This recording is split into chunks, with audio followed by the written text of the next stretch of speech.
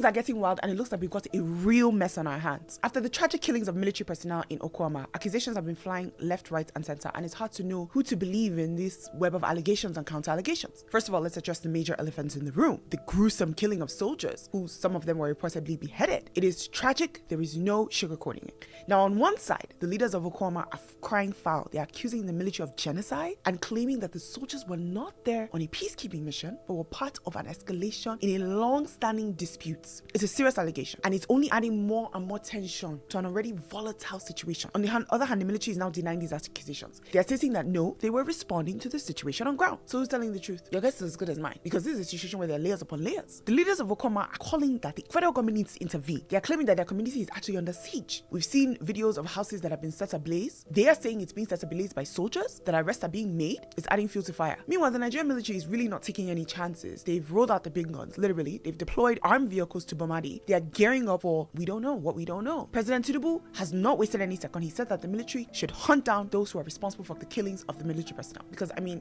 at the end of the day, this is military personnel we're talking about. And nobody wants this kind of chaos on their watch. Peter Obi also joined his voice. And the Delta State Governor, Sheriff Obovivori, came out swinging as well, condemning the killings as downright barbaric. You're not alone in this outrage. The PANDEF, which is led by Ijaw leader Chief Edwin Clark, is demanding that there should be a full investigation of what happened. And Senator Ede, on the other hand, is also trying to play peacemaker. He's saying that everyone needs to just chill. They need to drop their weapons. They need to chill. It's an tall order. But, desperate times calls for desperate measures. Omoyele Sowore is also saying that it's very important that President Tinubu should not give the military a free pass to hunt down the killers. Why? Because this can lead to innocent lives being caught in crossfire. He's also arguing that this is actually not the job of the military, but the job of the police. That they're the ones that should handle this kind of investigation. I really hope that people understand that when it comes to things like this and investigations, these types of investigations are supposed to be done with the police. The military, they're going to be coming from a place of rage. Those soldiers that were killed, they were their friends, their brothers, their partners, their colleagues. And we know that the Nigerian military, being a soldier, it is huge sacrifice. So for them to be attacked and killed, there'll be rage inside these army personnel who will be looking for the perpetrators. Which is why Sowore was saying that it shouldn't be the military that is investigating it. It's too close to them. It's like they're investigating their own. It's too close to them. It should be the police investigating it. It should be community leaders partnering with the police to investigate it. They should be joining arm in arm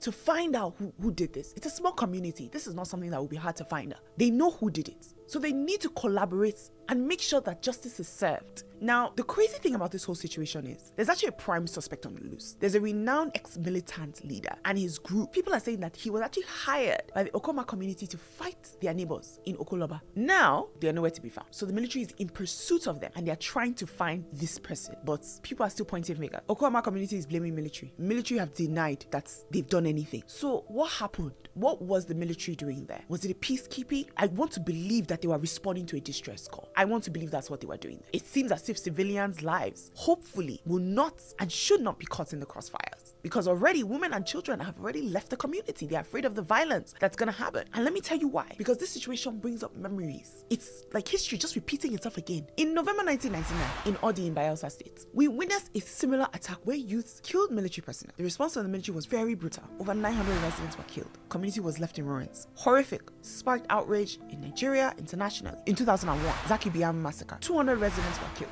Why? This was in response to 19 soldiers being killed by the youth in the community. So people are saying that the military has a tendency where they sometimes respond and then lives are lost in the crossfire. This happened when Obasanjo was president. So people know that the military can be very aggressive in their process of looking for the culprits. Because at the end of the day, when they're looking for the culprits, there will be crossfire, right? The culprits will try and defend themselves and lives will be lost. So it's very crucial that history doesn't repeat itself at all. Like this cycle of violence, it has to be broken. Rights of individuals need to be protected, need to be respected. It needs to be done properly. Local authorities, they're still not saying what's happening. They are not talking. They're not giving us real insights of what happened. They are the ones that were there. They have their witnesses. They know, but nobody's saying anything. And I think it's because people are nervous and scared. I hope this investigation is transparent. I hope it's done properly. I hope the perpetrators are brought to justice. And I hope this community is able to find peace. Enough is enough. Meanwhile, a terrorist has made a shocking confession. It's going to shock you. Click on the next video to find out.